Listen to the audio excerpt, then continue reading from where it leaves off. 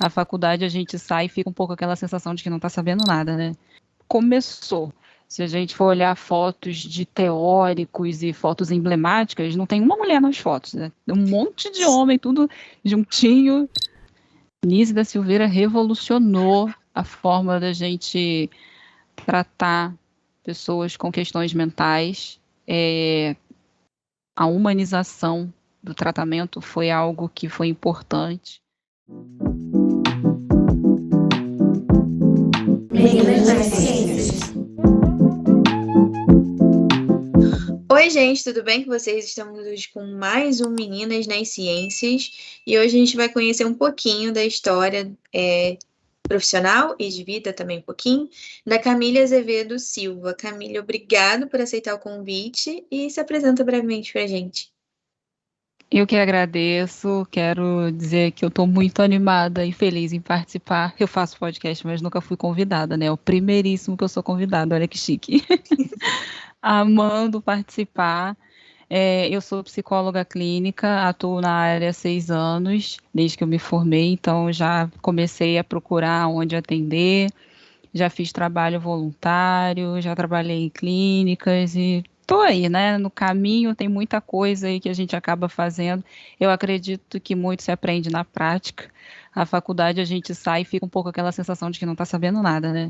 Com certeza. Mas eu, desde que comecei a atender na clínica, eu acho que a clínica foi me encontrando também e eu me adaptando a alguns lugares e pessoas. E aí eu tô agora, né, atualmente não estou em clínica, mas eu atendo em consultório particular, faço atendimento online. Pandemia trouxe isso para a minha vida e aí estou me ambientando também. É, Acho que no mais a gente vai conversando, né? Senão eu vou falando tudo que Isso tá aqui. aí. Então, como você falou, Camille, você é graduada em psicologia pela Universidade Uhum, Estácio de Sá. E sim. como foi que você decidiu aí realizar o curso de psicologia e quais foram os desafios aí durante a graduação? Bom, eu acredito que, na verdade, a psicologia que me escolheu, que me encontrou, porque não era nem meu sonho, nem nada. Eu costumo brincar dizendo que eu caí naquele papo dos amigos falando que eu era ótima ouvinte, conselheira, e aí eu fui nessa. Eu só sabia que eu não queria nada da área de exatas, e aí eu fui prestar vestibular. A Estácio não foi a única tentativa. Mas aí, quando eu entrei, na primeira aula de psicologia, eu lembro que o professor falou que psicólogo não dá conselho, né? E aí eu me vi, meu Deus, aonde eu vim parar? Mas teve, assim, momentos de crise também, de achar que não era para mim. Eu lembro de ter a certeza quando eu já estava estagiando, né? O estágio obrigatório da faculdade. E o primeiro caso que eu peguei, e depois, quando concluí, passou para outro estagiário também. E aí eu vi que estava caminhando, eu falei, meu Deus, eu dou para coisa, tá dando certo. E aí eu fui me especializando na terapia cognitiva comportamental, que é a abordagem que eu atuo. Depois que eu terminei a faculdade, eu fui fazer curso de formação, porque eu comecei a sentir a necessidade de continuar o estudo, né? Porque se deixar só pela faculdade, a gente precisa sempre estar se atualizando, né? Com certeza. E aí, ao longo do tempo de faculdade, eu tive que lidar com dificuldade de acesso à internet, é, condições financeiras para comprar livros, então eu era toda xerox, se pega com um, pega com o outro, morando longe da faculdade. Então, eu moro em Maricá, eu fazia faculdade em Niterói, então era madrugada para poder ir pegar o ônibus, né? E então, eu acho que foi tanta novidade, tanta informação, que ao longo dos meses eu fui me organizando se eu ia dar conta ou não. Nunca tinha feito terapia, comecei a fazer terapia durante a faculdade, com aquela de, ah, não, eu estou fazendo, então eu tenho que fazer. Eu também não era de ter a vontade de fazer terapia, né? Então, o meu olhar com a terapia também mudou. E aí eu comecei a fazer na Maria Tereza, lá em Niterói mesmo. E desde então eu estou me encontrando cada vez mais na clínica, apesar de ter muitas áreas na psicologia para trabalhar.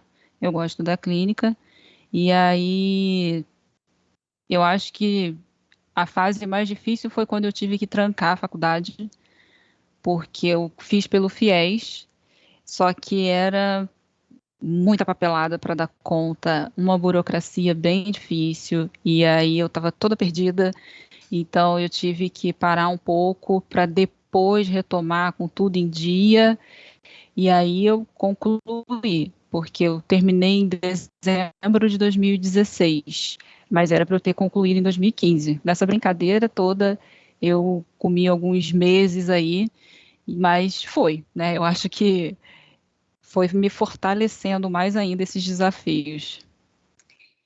E como você vê a característica do curso de biologia em relação à quantidade aí de meninos e meninas que estão realizando esse curso?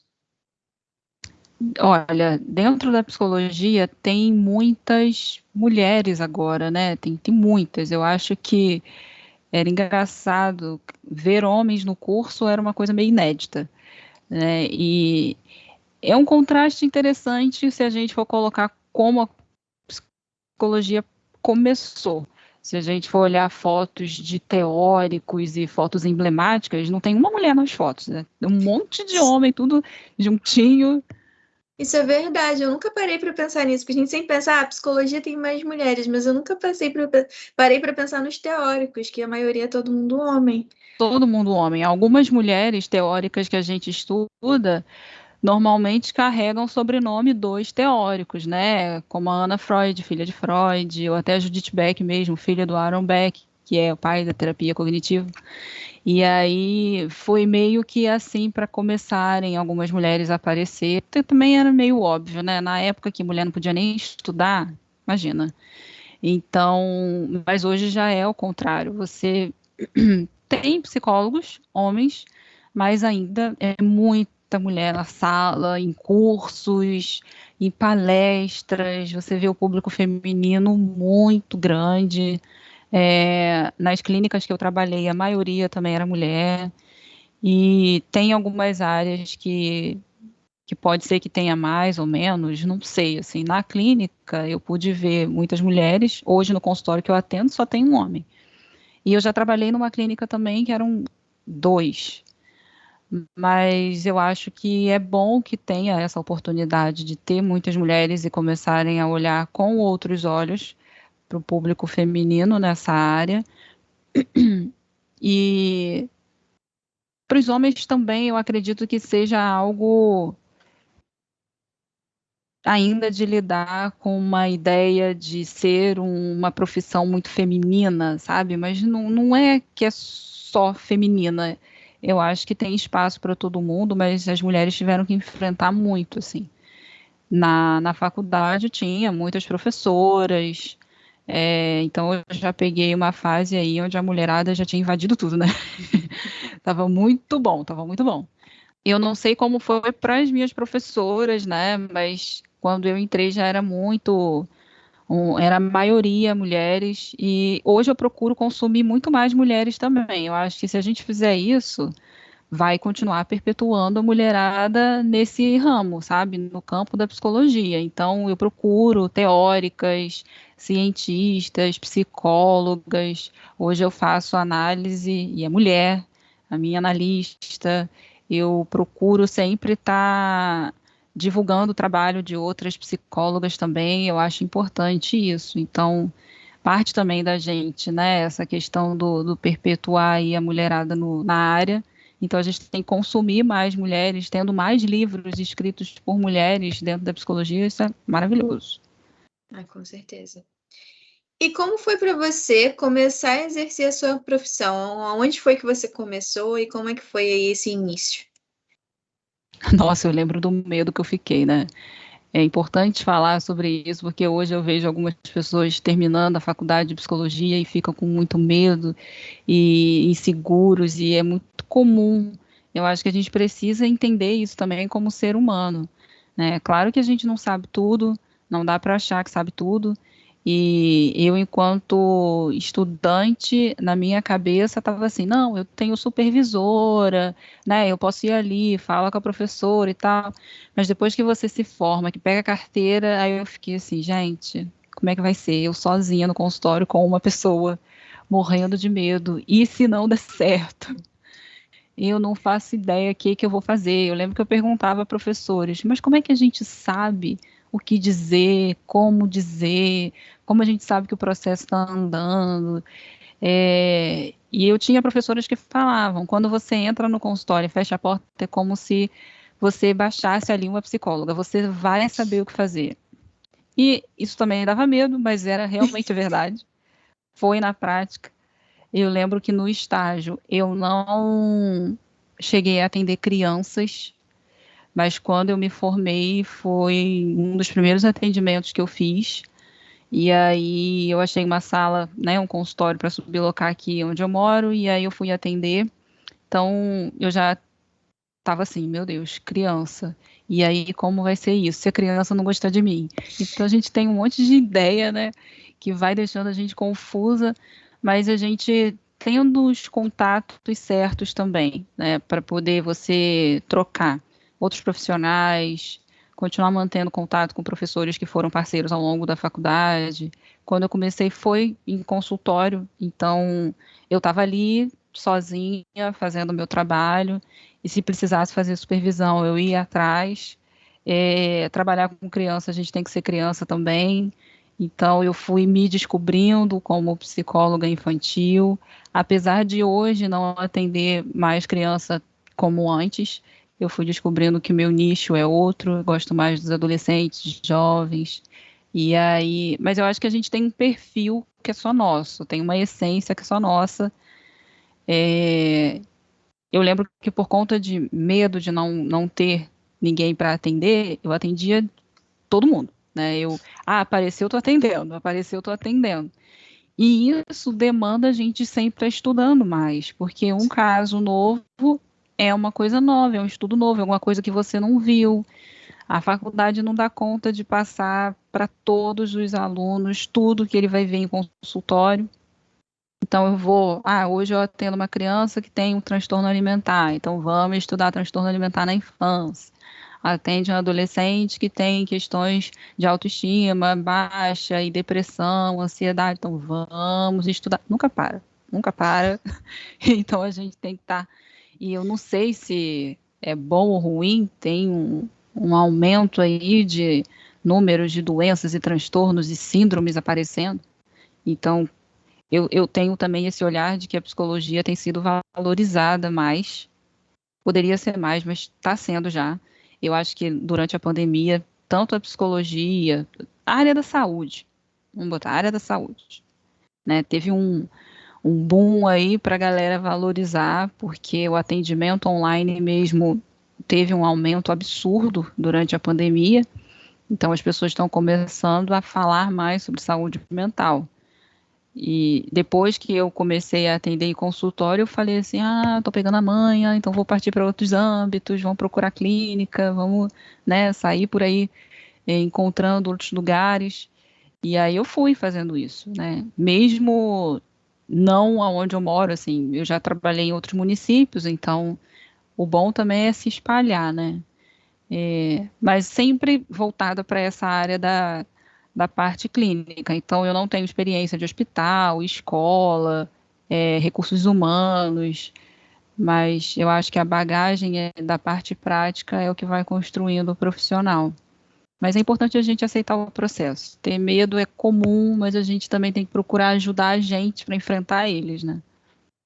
Nossa, medo a gente tem em qualquer profissão, gente. É a primeira vez que eu fui encarar, tipo, uma turma, eu falei assim, e agora? Como é que vai ser? O que eu faço? Gente, não, deve. Eu vou sair correndo aqui, né? Daqui a pouco eu volto. Deve ser tipo isso. Pois é, tipo isso.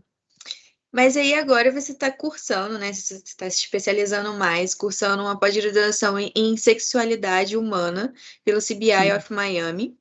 E como Uhum. tem sido essa sua experiência de se aprofundar mais nos seus estudos e como surgiu o interesse por essa pós-graduação? Olha, eu já queria fazer uma pós, eu só não sabia quando. Eu fiquei assim, gente, quando que vai rolar, né? Até porque eu estava querendo presencial. Essa que eu estou fazendo é online, porque apareceu a oportunidade de eu fazer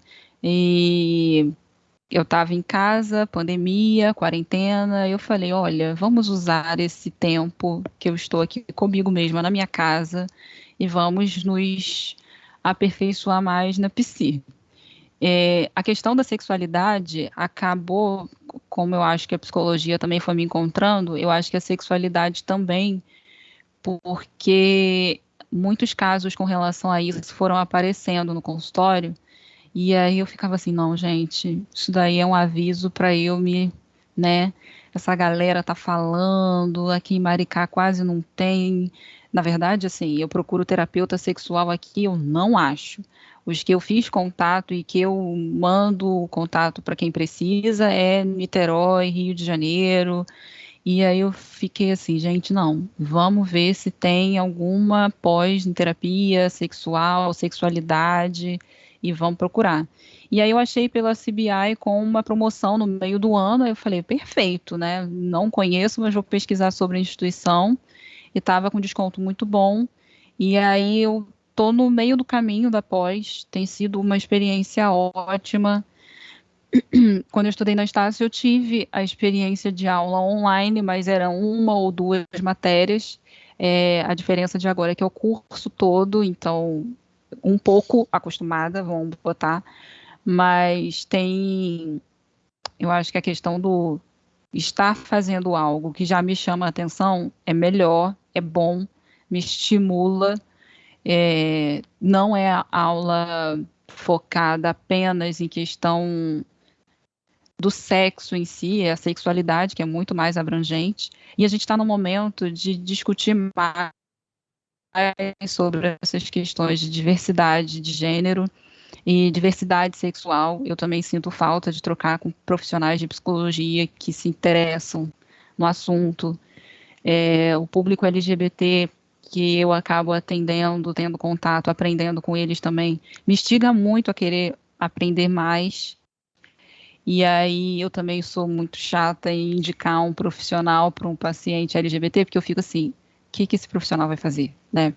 Porque, sei lá, tem hora que eu tenho medo, eu tenho uma preocupação, porque no curso de psicologia não tinha uma aula sobre diversidade sexual, não tinha. Eu acho que agora tem, mas não tinha, e aí a gente tem que catar tudo, e aí é seminário, é palestra, é curso, é congresso, é pós, então eu vejo que os professores da pós têm uma linguagem diferente, já estão começando a falar com relação a consultas médicas serem muito heteronormativas, e o quanto que isso exclui a população LGBT, e aí eu falei, tem uma luz no final do túnel, então vou por aí, eu vou entendendo mais, eu vou ajudando. E aí eu tô nesse processo. Eu acho que é um constante aprendizado nesse sentido, porque tem muita coisa nova ainda, que não tem muitos artigos, não tem muitos estudos, né? Então, tem muita coisa que é como se a psicologia ainda estivesse engatinhando. Mas eu tô aí, tô adorando. Você falou umas coisas aí muito importantes, tipo, porque realmente você não vê, tipo, na graduação, né? Tem essa falta, essa abordagem é nova para psicologia e não deveria ser. Não, eu fiquei pensando sobre isso, falei, gente, na grade, nem que fosse matéria eletiva, devia ter, mas eu não lembro de ver isso, assim. Quando se falava em sexualidade, eram teorias da sexualidade da psicanálise, ponto. Né? Não se tinha uma discussão do que é a transgeneridade, o que é uma pessoa trans, o que a bissexualidade no olhar da psicologia. Então, assim, você não vê, né, uma discussão, alunos também, LGBT, quando surgia, né, assuntos assim, era muito discussão, né? Curso de psicologia também tinha discussões. Então era muito assim, eu não vou atender, se bater na minha porta, eu não vou atender, e não sei o que, não sei o que lá. Aí tinha aquele negócio, né? Você não é obrigado a atender. Porém, o nosso código de ética não permite que a gente recrimine, discrimine, né, e cometa coisas terríveis, como a famosa e mito da cura gay, né? Recentemente, uma psicóloga teve o CRP cassado por praticar a cura gay. Ela estava fazendo isso até ano passado. Então, isso realmente me preocupa em que profissionais estão aí. Então, quando tem um estudo voltado para o assunto hoje e que tem profissionais que querem estudar mais sobre isso, é uma luz no fim do túnel. Eu acho muito maravilhoso, né? A gente tem uma resolução no Conselho Federal de Psicologia que proíbe qualquer psicólogo de praticar algum tipo de terapia reversiva. Não existe isso. Mas ainda tem pessoas que procuram, né? Então, eu acho que por ter pessoas que tem psicólogos que fazem. É uma pena, é uma lástima, mas espero que apareçam mais psicólogos como você para mudar esse cenário. Você também é uma das administradoras, né, do perfil do Instagram do Projeto Naves, o Núcleo de Apoio à Voz em Sofrimento. E conta um pouco como surgiu, né, a ideia desse projeto e quais são as atividades que vocês vêm desenvolvendo. Bom, esse projeto não começou comigo, na minha cabeça, começou através de uma amiga, nós fizemos faculdade juntas, e aí ela, em 2019, na verdade 18, né, que a gente passou um bom tempo estudando ainda sobre o Naves. Ela me falou da vontade que ela tinha de ter um espaço onde a gente pudesse utilizar da psicologia também, e de coisas que a gente tem vontade de discutir, de debater, de ajudar, de fazer, mas a gente não tinha como ter um espaço físico, né? E com muitas ideias na cabeça, a rede social bombando, o Instagram bombando, e aí a gente pensou em fazer isso online. No caso, ela pensou e aí me convidou. E ela viu em mim uma pessoa que pudesse chegar junto, pelo que a gente já conversava, e aí ela falou: bom, estou chamando você para ver o que que você acha, né? Se você topa, não é algo que vá ter algum fim lucrativo, é um projeto de acolhimento a vozes em sofrimento, né? Que são ditas minorias, que já não são tão minorias assim, né? Se juntar é uma galera boa, mas que precisam de uma determinada atenção. Então, a gente fala sobre diversos temas ligados a racismo, LGBTfobia, capacitismo, machismo, violência doméstica. Então, a gente abrange um bom grupo aí. E aí a gente tem o diferencial de sermos psicólogas e poder falar da questão emocional, da saúde mental e o que esse sofrimento que essas pessoas acabam sofrendo, o quanto pode acarretar em diversos problemas. E aí o Instagram do Nave está no ar desde 2019. E aí a gente fala de tudo um pouco lá. Esse ano a gente vai completar 3 anos que está com o Instagram. E ano passado a gente começou com podcast, porque a gente achou que já não estava dando para ficar só nos posts. Muito papo, muita coisa para conversar. E aí a gente achou que essa plataforma do podcast poderia ser mais uma de passar informação. E a gente com o Naves consegue aprender muito, assim. Eu sou muito grata ao projeto porque eu aprendo todo dia alguma coisa, todo dia. Eu fiz uma gravação de um episódio, inclusive hoje mesmo a gente gravou falando sobre dúvidas sobre pensão, e porque eu vejo em consultório também muitas confusões com relação à pensão alimentícia e tudo mais, e aí eu falei, bom, já que eu não sou advogada, vou convidá-la e ela esclarecer, porque alguns seguidores podem ter dúvidas e a gente ajudar, mas a gente vai atrás das informações, né? A gente vai atrás. Eu acho que a gente também fazer isso mostra que a gente, por mais que sejamos profissionais formadas, não sabemos tudo e temos muito que aprender. Com relação ao público LGBT também, a gente já convidou pessoas LGBT para falar com a gente, né? Eu acho importantíssimo ter essa representação, essa representatividade, essa visibilidade, e até que é um sonho, né, um desejo, uma vontade de ter um espaço físico do Projeto Naves e a gente fazer rodas de conversa, oficinas e palestras, um monte de coisa. Mas quando for da vontade de Deus aí, a gente ter esse espaço, vai rolar. E nos últimos 2 anos, a gente está vivenciando aí essa situação de pandemia, né? E como tem sido, como foi, né, ter ido tudo para o remoto para você, até nessa questão da clínica mesmo, e como tem sido agora o retorno para o presencial, esses dois pontos aí. Olha, eu lembro de pensar que eu era uma das poucas psicólogas da clínica que eu estava trabalhando até o início da pandemia, realmente gostar do atendimento online. Tinha uns que não se adaptavam e aí começaram a falar, não é para mim, não quero. Mas eu até que me adaptei bem. Eu vi que alguns pacientes adoraram, né? Não precisava se arrumar para sair, para ir para terapia.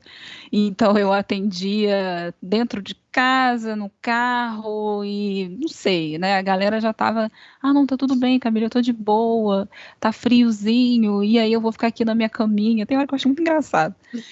Mas eu que brinco e falo, né? Assim, eu não posso estar deitada na minha caminha, né? Porque senão eu vou dormir, então eu preciso estar esperta, trabalhando. Mas eu acho que tivemos, né, que nos adaptar. Tivemos. A pandemia foi loucura. É, o tempo todo eu pensava que eu estava num filme de ficção científica e de repente ia acabar, mas o filme estava lá rodando, rodando, rodando, já estava virando, sei lá, uma trilogia. E aí eu fui, depois de um ano, eu saí da clínica que eu estava atendendo. E aí eu continuei com algumas pessoas que quiseram continuar o atendimento comigo, eu por conta própria, mas foi engraçado porque eu também não sabia como me organizar em como atender online, né?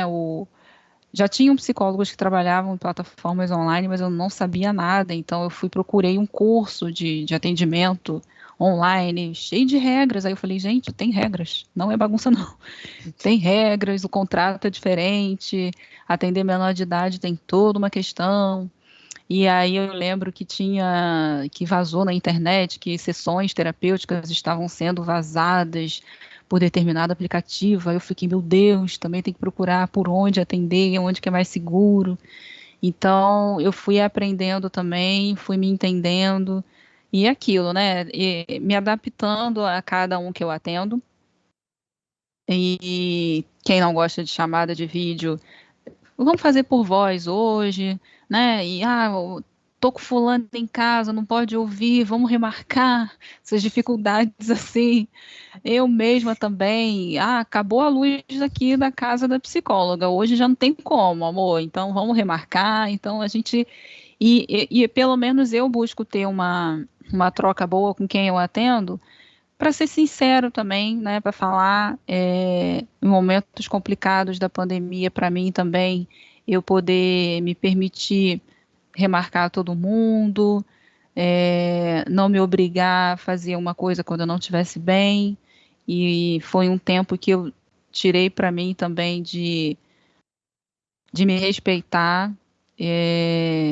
Eu vi que durante o processo da pandemia e quem estava de home office não estava sabendo parar, né? Não. Então eu também tive que me equilibrar. Deu a hora de sair de clínica, deu a hora de parar de atender em casa também. No máximo, se tem uma pessoa que realmente não tem outro horário, chega tarde do trabalho, então vamos atender. Mas eu fui fiel ali comigo, é feriado, não vamos atender feriado, né? Final de semana, não vamos trabalhar final de semana, vamos descansar. Muitas coisas aconteceram também que acabaram mexendo, assim, emocionalmente falando comigo, então eu tive que, né, dar um tempinho. Então eu fazia meus recessos, né, férias. 15 dias, vamos botar aí, 15 dias de recesso. Mas a dificuldade mais engraçada é a internet caindo, o cachorro latindo, o gato miando, gente chamando aqui em casa fora de hora. E Camila está atendendo, minha família aprendendo sobre o meu trabalho. A minha mãe e minha irmã não estavam acostumadas, né? A minha rotina de psicologia era só me ver saindo de casa e chegando do trabalho. Então, arruma quarto, e evita som, evita muito barulho. Eu preciso do silêncio, eu preciso me concentrar, né? Evitar muito falatório próximo aos horários que eu estou trabalhando. Então, foi complicado até todo mundo se entender, né? Mas foi uma realidade boa também. E eu tô aí ainda, né? Tô atendendo online ainda, gostei, sigo firme e forte aí. Com essa do online também, eu pude ampliar um pouco o grupo, né, de pessoas que eu atendo. Eu atendo gente que não mora nem no Brasil, gente que não mora nem no estado do Rio. Então, assim, é uma coisa legal. Eu achei isso legal, né? Ah, a paciente se mudou, vai ter que parar. Não, não precisa. Camille está lá online. Vamos embora. Tem os seus benefícios, né, do Sim. online. Eu vou te pedir desculpa, porque eu, como uma pessoa que estuda sobre um pouco disso e que me questiono disso, eu preciso perguntar para você, como psicóloga, a sua opinião. Eu Uhum. tô pedindo desculpa, gente, porque não tá no nosso roteiro. Mas, mas é porque, assim, eu estudo, né, durante toda a minha trajetória, mais em relação ao período do desenvolvimento da adolescência. E eu Uhum. não posso te deixar de perguntar, como psicóloga que já teve experiência com criança, com adolescente, tipo, como é que você vê a projeção desses adolescentes depois de 2 anos trancafiados? 2 anos com o mínimo contato social possível, 2 anos sem atividade escolar, tipo, realmente de cobrança, de estar ali imerso, de ir para a escola, de ter o contato.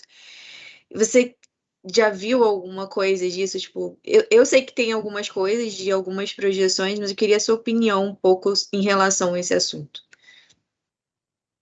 Olha, por incrível que pareça, eu estava conversando isso esses dias aqui em casa, porque tem escolas que já estão passando perrengues com alguns alunos, violência, agressões, assim. Recentemente eu vi na televisão que teve um caso de um aluno que esfaqueou o colega de sala e tal. E teve o surto coletivo, né, de crise de ansiedade também. Não sei quantos alunos foram, mas chamou a atenção. E eu acho que tem uma questão de suavizar, né? Eu não sei, talvez alguns lugares tentaram suavizar as consequências com relação às aulas online e pressão, e eles vão ver agora o quanto que suavizar pode ter dado muito errado, porque eu vejo com relação à aprovação automática, ensino fundamental, o quanto que isso vai dar problema grave. Sequelas da Covid, teve uma vez que eu falei com uma neuro que trabalha lá no consultório. Vamos nos preparar para sequelas da Covid também, o que, que vai vir por aí com relação à desatenção, memória. A ansiedade é o carro-chefe, não tem como. Os adolescentes estavam, pelo menos os que eu tive contato, muita matéria, muito trabalho, muita coisa, e a maioria falava sobre um conteúdo maçante, e eles terem a impressão de que iria diminuir. Mas não, foi ao contrário, tava muita coisa. E aí eu acho que era a ideia do você estar em casa, você tem tempo para tudo isso. Então vamos passar muita coisa mesmo. Faculdade é a mesma coisa, né? Porque eu vi que alguns que eu atendia que estavam na faculdade também estavam passando pela mesma coisa. E aí eu acho que por ser uma coisa nova, a pandemia, é claro que pegou todo mundo de surpresa, mas eu acho que teve alguns países que encaram a educação de uma forma bem diferente do Brasil, que pode ter lidado melhor. Aqui a educação já não é prioridade, a gente sabe disso, nem educação e nem saúde, então é bem delicada a situação já. E aí ficou naquele negócio, né? Segue o baile, voltou às aulas presenciais, e segue o baile, tá todo mundo bem, vida normal, vamos voltar da onde a gente parou, e não tem como, Não tem né? como. Os próprios adolescentes que passaram dificuldades com relação à ansiedade, depressão e estavam dentro de casa e ouvindo que era frescura, que era mimimi, que não tinha nada daquilo. É, pessoas LGBT também tendo que ficar dentro de casa o tempo todo com família que não aceitava, então aí a gente teve que ter um cuidado maior, eu falo a gente enquanto psicólogo, para questões de índice alto de suicídio, teve muito ao longo da pandemia, sabe? E eu acredito que tem uma coisa da cultura do ser humano não saber lidar consigo mesmo. O tempo todo a gente tem que estar lidando com o outro, fazendo tudo para o outro, agradando o outro. A gente não sabe ficar com a gente, né? A gente não aprende na escola a lidar com as nossas emoções. Eu acho que deveria ser uma matéria obrigatória sobre lidar com as emoções. E não tem isso. Então, como é que faz, né, para você, ao longo de 2 anos, do nada, num Brasil que é tão caloroso, que é tão afetuoso também, que gosta de todo mundo estar junto, ter que, de repente, todo mundo ficar em casa. E por um bem maior. Uma coisa que a gente não sabia quando ia acabar. E aí, de repente, aquele jovem que já tem questões de sociabilizar, já regride, né? E qual é a atenção que pode ser dada? Aí veio a necessidade da terapia online e os pais terem que prestar atenção sobre isso. Não é só tacar um celular, não é só comprar uma roupa nova, não é só levar num restaurante caro. É. Então, né, é conversar. Eu acho que teve-se a oportunidade de começar a dialogar, mas nem todo mundo quis aprender. E eu acho que a projeção tem algo de vamos olhar para o que essas crianças, o que esses jovens estão querendo dizer, né? Eu acho que essa palavra mimimi me incomoda muito. E eu acho que quando você minimiza uma dor alheia ali, quando acontece algo pior, aí você fica, ah, não, porque ninguém viu, como é que ninguém viu, como é que ninguém falou e tal. E na hora que a gente pode ver, ninguém está querendo ver, porque não tem como você minimizar um sofrimento psíquico desse, né? O jovem estava de alguma forma querendo falar alguma coisa, querendo pedir uma ajuda. Escola, a gente recebe muito caminhamento de escola, né? E aí, quando a gente vai falar com os pais também, né, não é todo mundo que aceita, porque eu sou dessas. Eu lembro que eu fui parando de atender criança quando eu fui vendo que os pais estavam precisando mais de terapia do que a criança. Então, eu fui começando a trocar. Mas não é todo mundo que aceita, porque você tem que mexer na família, né? Você tem que É. mexer no ambiente. Então, o que que aconteceu? Por que que houve aquele surto coletivo, né? Ah, o país não está acostumado a ver uma questão de surto coletivo. Mas por que que está todo mundo com ansiedade? Por que que tem muita gente com depressão? A nossa geração é uma geração muito vulnerável, e isso precisa ser estudado cada vez mais. Agora, a ansiedade vem pelo medo também de não dar conta. Nem todo mundo teve informação, nem todo mundo teve acesso à internet para estudar, né? E aí, de repente, esses jovens têm que pensar em inscrição do Enem, como é que eu tô? E É. aí, realmente, não segura a onda, né? E os professores, por sua vez, podem ficar também sem saber o que dizer, porque eles também têm uma regrinha, né? Tem que falar o que pedem para falar, tem que fazer o que pede para fazer, por mais que o professor saiba que é muito mais embaixo, que é muito mais fundo, que tem que mexer, mas aí nem todo mundo quer ter esse trabalho, né? É. Infelizmente. Mas eu acho que é bem isso que você falou. Eu acho que o ponto-chave é prestem atenção aos seus filhos e às crianças. Eles dão sinais. Dão sim, dão sim, mas parece que os adultos esquecem que já foram crianças e adolescentes também, né? É verdade. E aí agora eu queria te perguntar para você qual é o papel dessa nova geração de nós, meninas nas ciências, e o que que seria uma grande conquista para a nossa geração? A gente já teve várias conquistas, mas para a nossa geração, na sua opinião, o que que seria uma grande conquista? Olha, eu acho que visibilidade e reconhecimento seria maravilhoso, né? Eu vejo.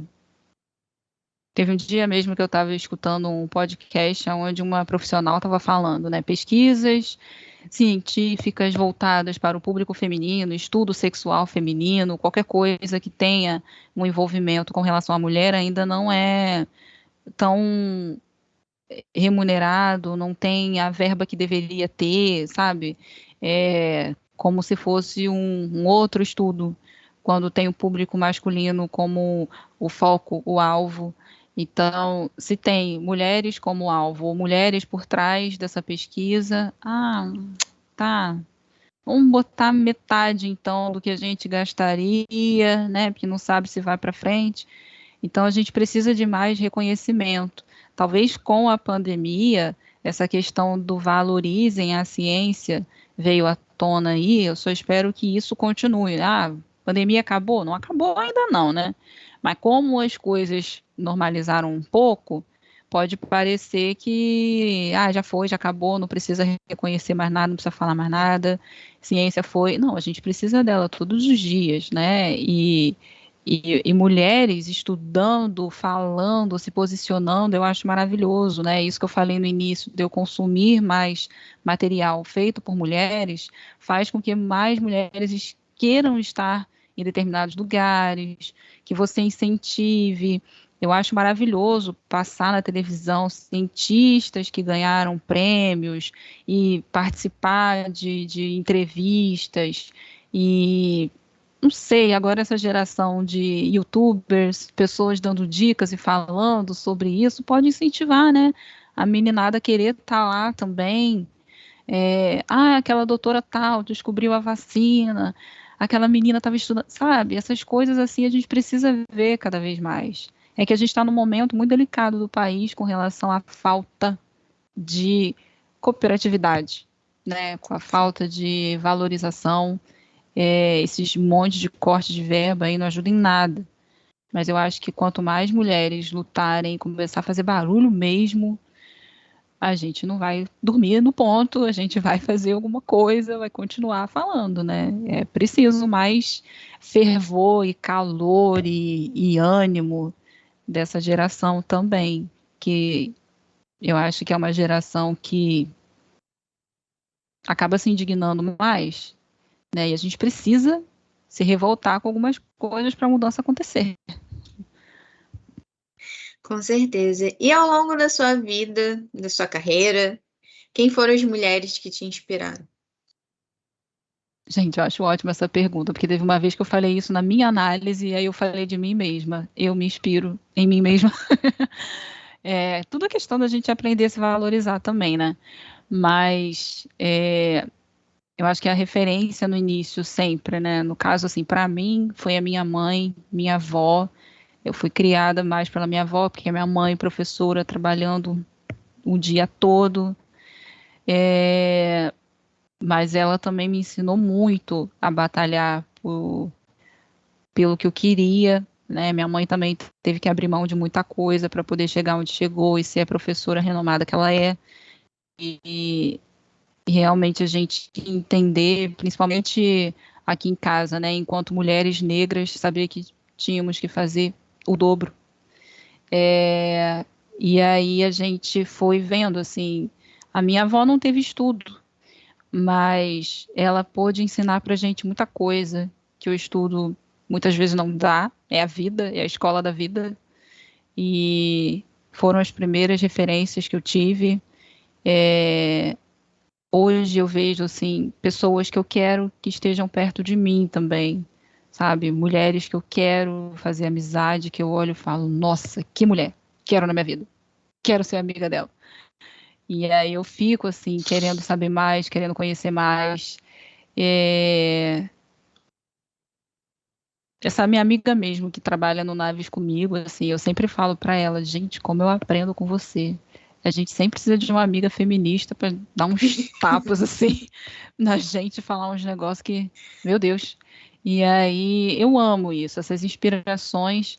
Na psicologia eu tenho uma também que ela não era psicóloga, mas que mulher, Nise da Silveira. Nise da Silveira revolucionou a forma da gente tratar pessoas com questões mentais. A humanização do tratamento foi algo que foi importante e eu tento fazer isso ao máximo.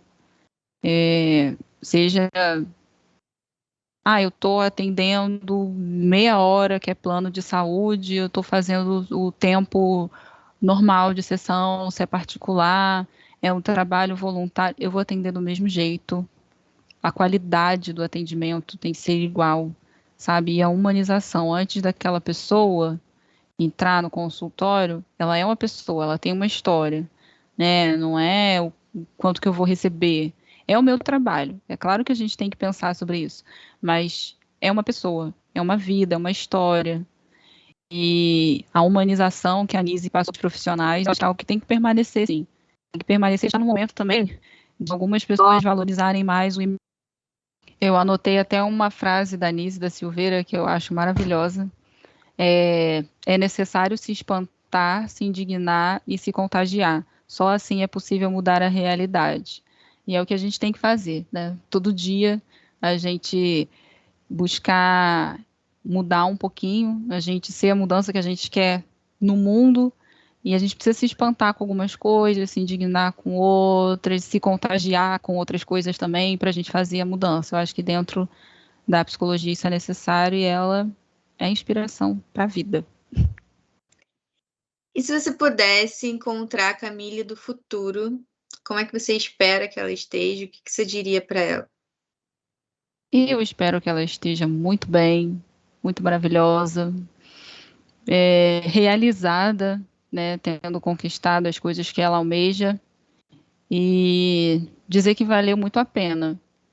Por mais que tenham momentos de bad, falar que toda a trajetória valeu a pena, porque a gente também tem que valorizar esses obstáculos que a gente enfrenta, mas para chegar em algum lugar, né? O caminho nunca é linear.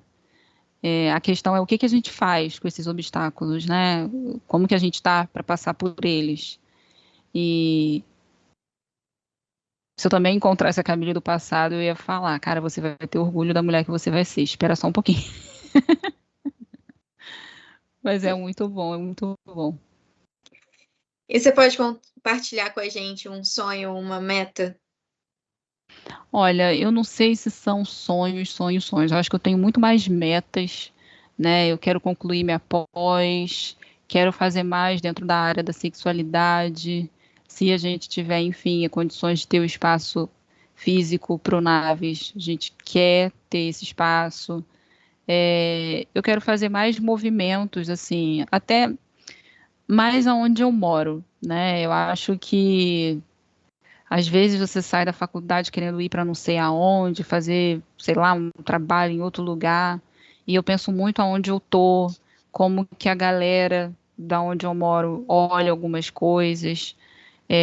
Aqui no meu bairro são poucas meninas que fazem faculdade também, então eu quero, sabe, fazer algumas coisas aonde as meninas queiram estudar mais, queiram outras áreas, possam, né? Então, agora que no município tem a oportunidade de fazer uma faculdade gratuita, que a prefeitura tem esse projeto, então a gente ter mais trabalhos assim, onde incentive essas meninas, eu acho ótimo. Aí eu gosto de me colocar em determinados lugares, fazer contatos para fazer mudança, né? Eu acho que eu posso usar a profissão como uma ferramenta de mudança também para meninas negras.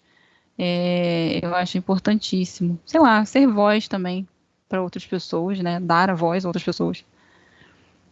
E agora a gente vai para as nossas rapidinhas. Eu vou te falar algumas pouquinhas palavras e você tenta me responder numa outra palavra ou frase o que significa para você. Uhum. Psicologia. Amor. Clínica. Trabalho. Pandemia. Aprendizado. Naves. Meu coração. Meninas nas ciências. Ai, tudo que eu mais quero. Muito mais meninas nas ciências, pelo amor de Deus. E agora, para encerrar o nosso vídeo, eu queria que você deixasse uma mensagem de incentivo para essas meninas que queiram seguir seus sonhos nas ciências ou em qualquer outra área que elas desejem estar. Olha, eu acho que a gente precisa realmente procurar. Como você me perguntou de inspirações, eu acho que a gente precisa procurar, e meninas dessa geração de agora, procurar inspirações, principalmente inspirações que as representem, né? Porque hoje a gente tem mais mulheres nas ciências de diversas representatividades. E eu acho que você olhar e ver que é possível você chegar lá também é maravilhoso. Então, ouvir podcasts como esse, saber desse projeto, é conhecer mulheres nas ciências que elas possam ser representatividade para outras meninas, né? Ah, eu saí de um lugar pobre e tal, não vou conseguir. Não, vamos pensar, né? O que que você vai precisar, quais são os obstáculos, a quem você pode pedir ajuda, como vai ser, e ver que tem como chegar lá. Não dá para dizer quando você vai conseguir, né? Mas eu acho que ter pelo menos assim, quais são as suas inspirações, né? É, eu ter um sonho, uma meta, um desejo. Eu acho que isso é muito particular. Cada um tem seus sonhos, suas metas, seus desejos. Mas eu acho que se olhar com mais amor também e acreditando na capacidade que tem, a gente chega, né, em algum lugar. E quando não consegue enxergar essas coisas, fazer terapia é muito bom. Ai, a gente se ajuda um pouquinho. Com certeza. Obrigado mais uma vez, Camille, por estar aqui com a gente, por dividir um pouquinho da sua experiência e da sua história aqui com a gente no projeto. Eu que agradeço. Muito bom. Amei, amei a participação, amei o papo. Parabéns pelo projeto de vocês, maravilhoso. Eu vou ouvindo outros podcasts lá, porque eu tô ouvindo tudo agora, né? Amando. Obrigada. E é isso, pessoal. Logo voltamos com mais Meninas nas Ciências. Não esqueçam de deixar o like nesse vídeo, que você pode ouvir lá no podcast, no Spotify também, se não tiver tempo de assistir a entrevista. E continua seguindo lá nossas redes sociais do Instagram e do Facebook para saber tudo que está rolando.